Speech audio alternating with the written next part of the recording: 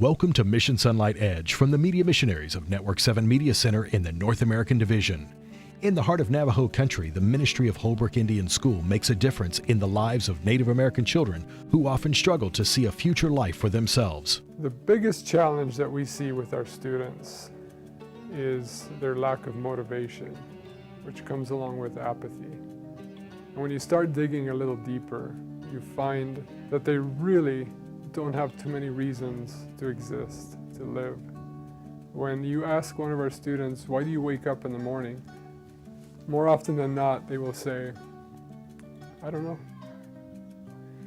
How does that manifest itself on a daily basis?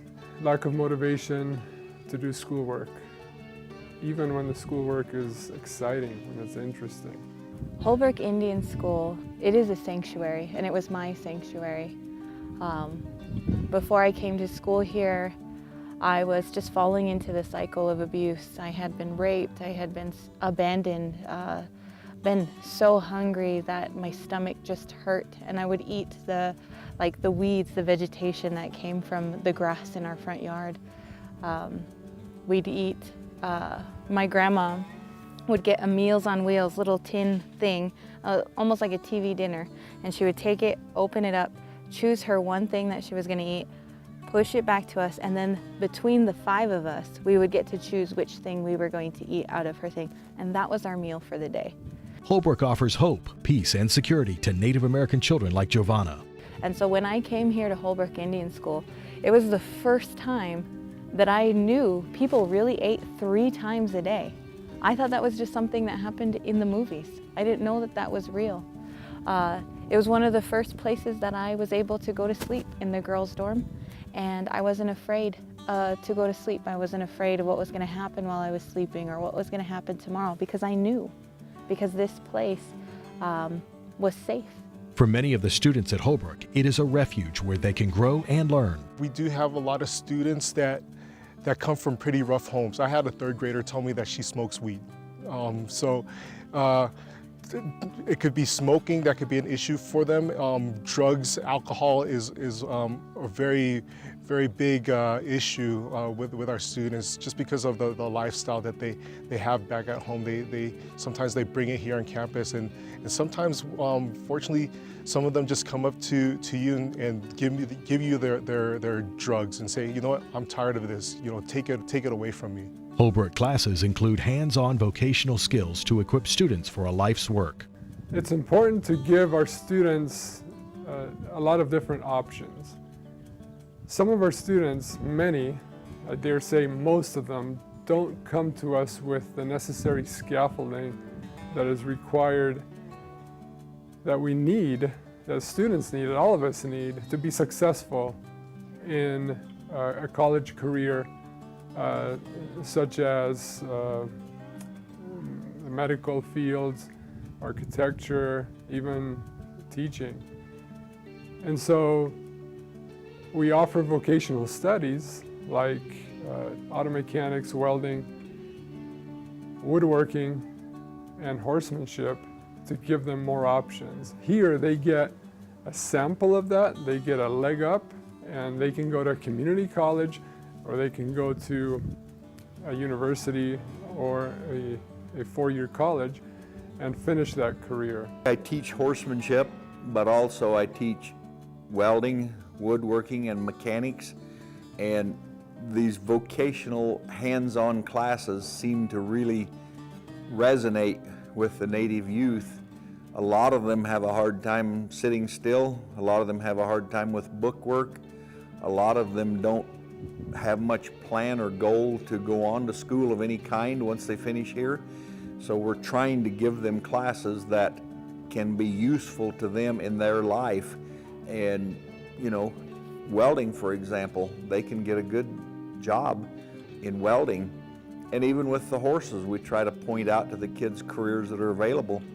It's amazing, a lot of people don't think about it, but horseshoeing is actually a pretty good job nowadays. There's a lot of horseshoeing that goes on all over our United States. If nature is God's second book, what better way to teach Native American children about a God who loves them?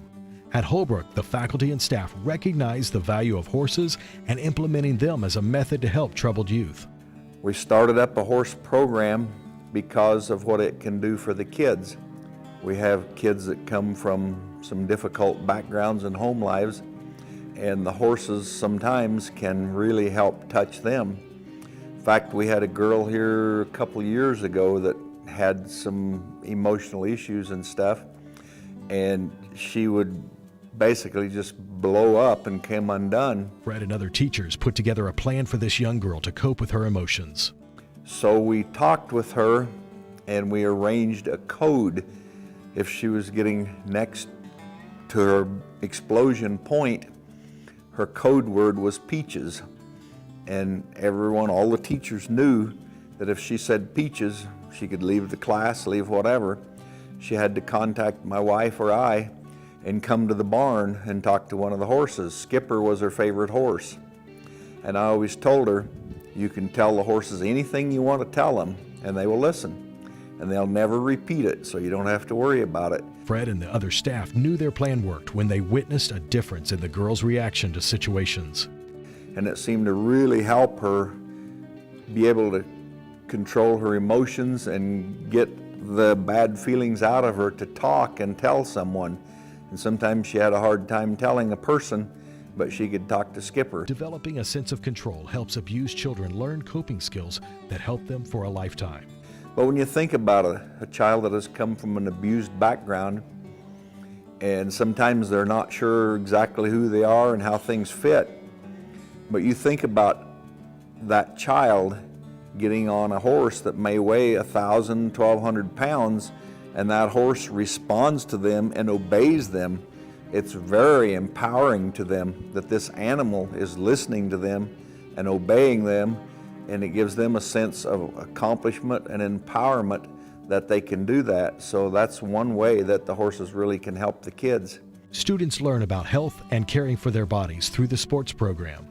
One of the leading causes of death with the Native American population is diabetes. And here at Holbrook Indian School, we'd like to try to reverse that. And with having a sports program, trying to keep the students active, letting them learn about a healthier lifestyle to promote a healthy living, we hope that they pick up something here so that they could prolong their life. We are trying to tell the story of what happens at Holbrook Indian School so that people's eyes are opened and they can realize the need that exists here. There's much need in the Native American community.